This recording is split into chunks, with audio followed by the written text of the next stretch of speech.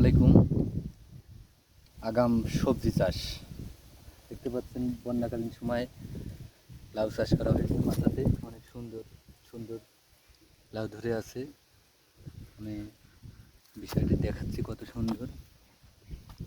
এমনকি মাটিতেও দেখতে পাচ্ছেন লাউয়ের মাছা ছাড়াও, এবং মাথায় পর্যাপ্ত পরিমাণ লাউ এবং ফুলকড়ি দেখা যাচ্ছে।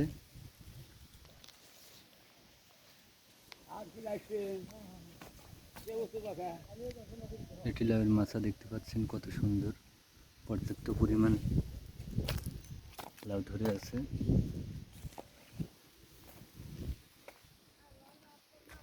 কত সুন্দর মাছা, কত সুন্দর ফুল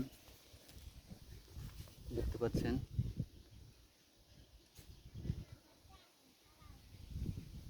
কত সুন্দরভাবে লাউ মাছায়। আসসালামু আলাইকুম।